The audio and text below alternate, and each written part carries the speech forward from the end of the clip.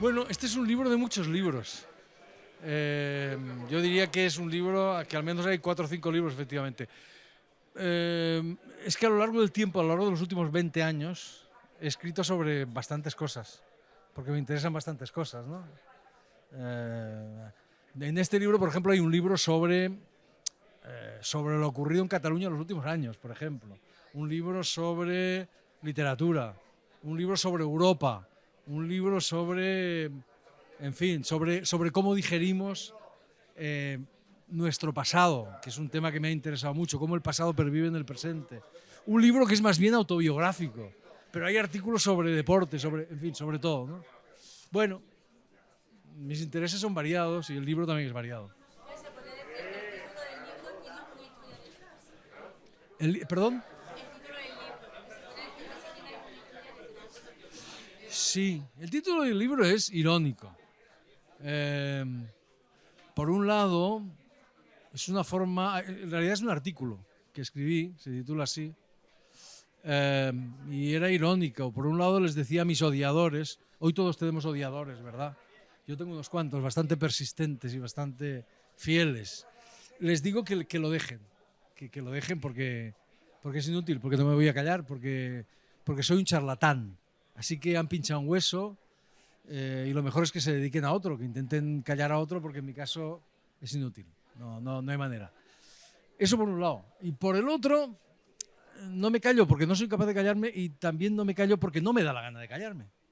Porque y me refiero sobre todo a mis odiadores políticos. Los tengo de todos tipos, ¿eh? O sea, tengo para muy variados, tengo para repartir, puedo regalarlos a quien los quiera. Pero tengo muchos políticos, y a los políticos les digo que no me voy a callar por un motivo muy sencillo. Porque no me da la gana. Porque política viene de polis, que en griego significa ciudad, y la ciudad es de todos. Y por lo tanto la política es de todos. La política es demasiado seria para dejarla en manos de los políticos. Y ya que estamos etimológicos, añadiré que democracia en griego significaba poder del pueblo. Y el pueblo somos todos. Así que lo que ocurre en la vida pública, lo que ocurre en la política, lo que ocurre en la ciudad, nos atañe a todos y a mí también. Yo simplemente soy un ciudadano más que tiene el privilegio y también la carga, en cierto sentido, de poder, no, pero el privilegio sobre todo, de poder escribir en un periódico bastante leído, digamos, o el más leído en nuestra lengua, y simplemente ejerzo ese derecho, nada más. Entonces, a eso alude el título. Para usted, ¿qué importancia y relevancia social tiene la igualdad entre hombres y mujeres? Toda.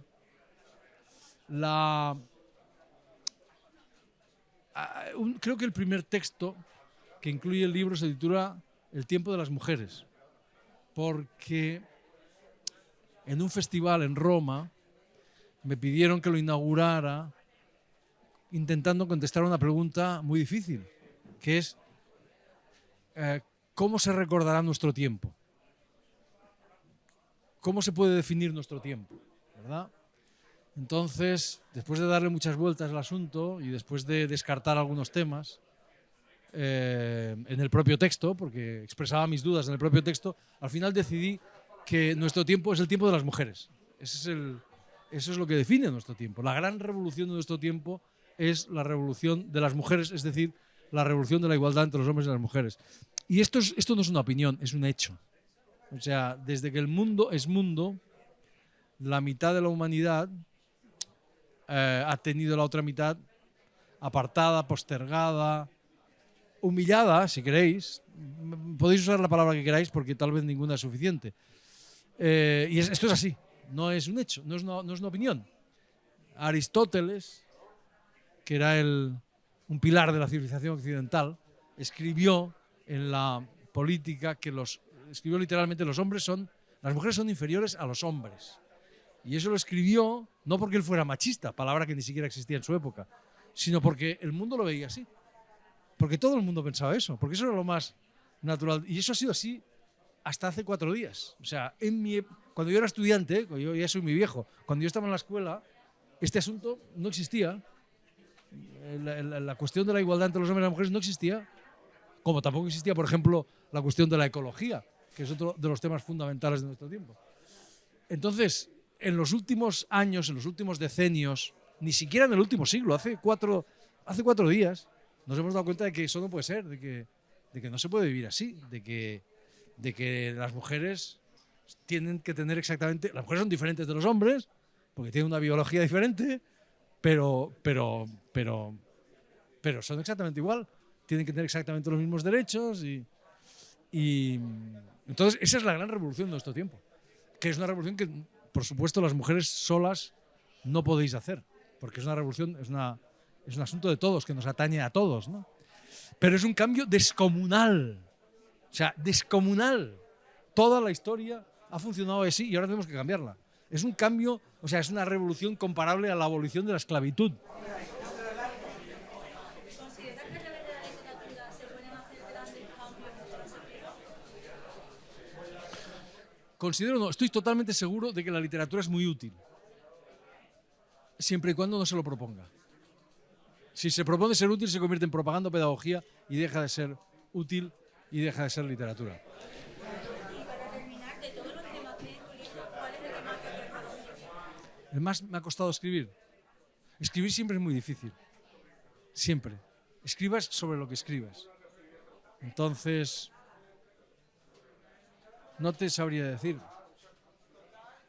Nada, todo escribir sobre cualquier cosa es muy complicado. No, no es verdad. Hay temas más complicados. Lo que más me ha costado escribir es lo que estoy intentando escribir ahora. Eso es lo más difícil del mundo. Por el tema que es muy complicado y porque estoy metido en ello. Escribir una frase consiste en resolver un problema que la siguiente frase te vuelve a plantear. Así que el problema es permanente. Gracias a ti.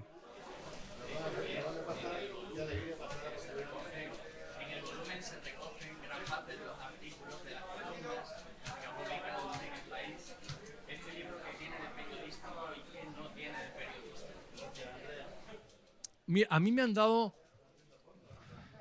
premios muy importantes de periodismo en España y fuera de España. Y cada vez que me los han dado siempre he dicho lo mismo. Muchas gracias, pero me siento un impostor. Porque yo no me siento un periodista. El periodismo es algo demasiado serio como para que yo me considere periodista. Ni he estudiado en una facultad, ni he estado en una redacción, ni hago estas cosas que hacéis vosotros. Para mí el periodismo es algo absolutamente necesario, más que nunca, pero yo no me siento un periodista. Me dicen, sin embargo, bueno, es que escribir en la prensa y es ser periodista. Bueno, en ese caso, un poquito periodista lo soy. ¿Qué tiene de periodístico el libro? Lo que tú quieras. No soy yo quien tengo que juzgarlo. Muchos de los textos, como tú dices, efectivamente están publicados en un periódico y por lo tanto, si quieres, son textos periodísticos. Pero yo, es que es algo que no me importa mucho. A mí lo que me importa es que un texto... me importa en lo que escribo en la prensa lo mismo que me importa cuando escribo novelas. Y es que esté lo mejor escrito posible, que sea lo más complejo posible, también lo más transparente posible, también lo más entretenido posible. No hago una gran diferencia. Hombre, una cosa sí hay diferencias que son muy obvias. En el periodismo no puedes inventar nada. En el periodismo la ficción no cabe, claro, esto es evidente, ¿no? En cambio en la novela sí. Pero aparte de ese tipo de cosas, me da un poco lo mismo. O sea, no es algo que me preocupe. No me pongo el chip de periodista y el chip de novelista. No, están muy mezclados en mi caso. ¿Y es un libro intelectual? ¿Es un libro intelectual de un intelectual? Son dos cosas distintas. Bueno, eso lo discuto un poco en el prólogo. Es una cuestión complicada. A mí la palabra intelectual no me gusta. O sea, el sustantivo intelectual no me gusta. Pero si a mí a los 20 años me dices que voy a ser un intelectual, te contesto, a mí eso no me lo dices en la calle. O algo parecido, ¿verdad? Cuando yo cuando yo era joven, el intelectual estaba muy desprestigiado. Pero muy desprestigiado con razón. Porque algunos de los más grandes intelectuales del siglo XX habían incurrido en verdaderos disparates, en frivolidades, en arribismos. Pero ¿qué es un intelectual finalmente? Esta es una cuestión compleja la que me planteas. un intelectual finalmente, ¿qué es? Es una persona que ha adquirido una cierta notoriedad en su campo de especialización como escritor, como periodista, como arquitecto, como músico, me da lo mismo, y que aparte de eso, además de eso, participa de alguna manera en el debate público. Entonces, desde ese punto de vista, sí, claro, lo soy, porque yo, aparte de escribir novelas, pues, para bien o para mal, he opinado y he escrito sobre cosas que nos atañen a todos, ¿verdad? Y lo sigo haciendo. Entonces, desde ese punto de vista, soy un intelectual. Pero es que desde ese punto de vista, no solamente yo soy un intelectual, sino que tú también lo eres. Y todos lo somos. Porque hace 50 años o hace 100 años era muy difícil dar a conocer las ideas, las opiniones de una persona, ¿verdad? Muy poca gente, solo una minoría tenía la posibilidad de hacerlo en los periódicos y tal. Hoy prácticamente todo el mundo tiene acceso tiene la posibilidad de dar a conocer su opinión. Pues en las webs, en los blogs, en las redes sociales, en todas partes. Desde ese punto de vista, todos de una u otra manera somos intelectuales, porque además de dedicarnos a lo nuestro, participamos del debate público. Y desde ese punto de vista es estupendo, porque repito, el debate público es de todos y nos atañe a todos. Y la democracia es el poder del pueblo y es cosa nuestra que funcione bien o que funcione mal. Luego los hay buenos y los hay malos. Hay intelectuales buenos, intelectuales malos. Gente que dice idioteces y gente que dice cosas sensatas. Pues sí, claro, como periodistas buenos y periodistas malos. Pero, bueno, y también es verdad que es mucho más difícil hacerse oír hoy, no digamos hacerse respetar. Mucho más difícil porque hay mucha más gente que habla. Porque el debate público es como esta sala que está muy concurrida y hay mucha gente, pues sí. Pero eso no es necesariamente malo.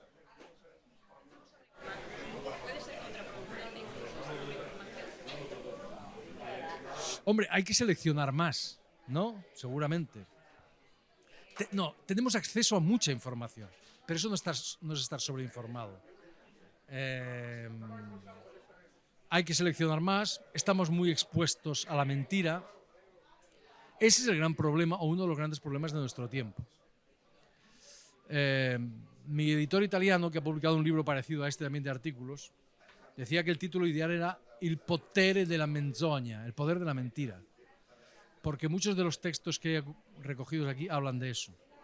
Hoy, no en España, en todas partes, no es que se mienta más que nunca, aunque a veces lo parece. Lo que ocurre es que la mentira tiene mayor poder de difusión que nunca, gracias al poder de los medios de comunicación, gracias a las redes sociales, sobre todo, ¿verdad? Y claro, y por eso decía antes que el periodismo es más necesario que nunca, porque el poder de la mentira es mayor que nunca. Y las mentiras, como dice el Evangelio, la verdad os hará libres, dice el Evangelio, lo cual significa que las mentiras hacen esclavos. Y quien nos tiene que proteger de las mentiras, en primer lugar, bueno, de las mentiras tenemos que protegernos todos, pero en primer lugar están los periodistas, ¿verdad? En la prensa, pero sin ser periodista, como has dicho, ¿considera que precisamente ese papel que ejerce tiene que brindarte más de opinión o meterte en charcos que un periodista no puede hacer? No, el periodista puede dar su opinión. No, el periodista, yo discrepo ahí.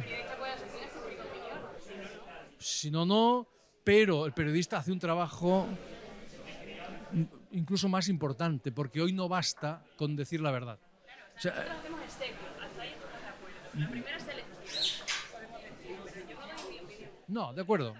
Vale, sí, pero el hecho de no dar una opinión no significa que no te mojes. Un periodista se moja cuando pelea por contar la verdad. Y es muchísimo más importante contar la verdad que dar una opinión u otra. Porque una opinión puede ser acertada o puede ser equivocada, pero la verdad es la verdad. La diga Agamenón o su porquero. Entonces, el periodista, desde este punto de vista, se moja mucho más que el...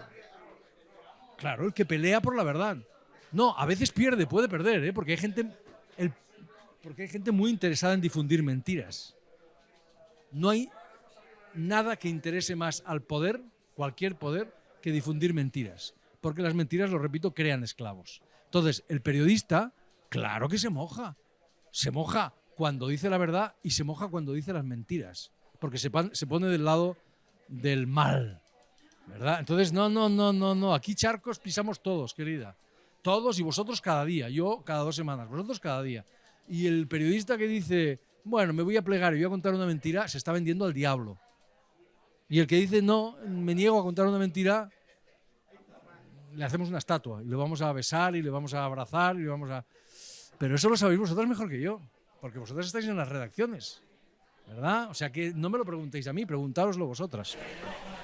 ¿Qué opinión te merecen aquellos compañeros que, por huir de polémicas o de odiadores, llamados prefieren pasar de puntillas? Ya. Dante condenaba al lugar más oscuro del infierno a quienes en épocas de crisis moral se inhibían, a los neutrales, a los que pasaban de puntillas, a los que se hacían el sueco, esos al lugar más oscuro del infierno. Esos son los grandes responsables de las catástrofes. Eso lo decía Dante. Y pues, se equivocaba poco. Podemos calificar como época de crisis moral, como tú lo has llamado, ahora que estamos en época de elecciones. No, las elecciones no son una época de crisis moral, ¿eh? Las elecciones son fantásticas porque, a ver, son fantásticas, ya sabemos cómo son las elecciones, pero es estupendo que hay elecciones, lo malo es cuando no las hay. No, hay épocas de crisis, sí, hay épocas muy duras de crisis, sí. En el 2008 vivimos una crisis potentísima, en Cataluña hemos vivido una crisis potentísima, potentísima, es decir, potentísima. Entonces, sí, nosotros ya hemos vivido crisis. Y no te digo ya la gente que vivió la guerra o la... siempre estamos en crisis, porque crisis significa cambio, ¿verdad? Pero hay momentos en los que el cambio amenaza con llevarse por delante muchas cosas serias. A esos momentos se refería Dante. Y en esos momentos, quien no toma partido por el bien, toma partido por el mal. Quien no toma partido por las víctimas, toma partido por los verdugos. Y quien no se manifiesta, toma partido por los verdugos. O sea, y ahora lo estamos viviendo, ahora mismo, en Ucrania, porque nosotros estamos en guerra. Y quien no toma partido por las víctimas, toma partido por los verdugos. Entonces, bueno, sí, la gente se hace el sueco, allá ellos, yo no tengo nada... No, yo soy incapaz de hacerlo, tampoco me atribuyo ningún mérito. Simplemente no sé, me ha dado vergüenza hacerlo. Eso se paga, ¿eh? O sea, los neutrales saben por qué lo hacen, porque obtienen beneficios. Y te podemos poner todos los ejemplos que quieras, ahora mismo en cualquier lado. Bueno, pero a lo mejor se van al infierno, de Dante, al lugar más oscuro del infierno, no solo al infierno. ¿Cómo lo definiría en 3, 4 palabras?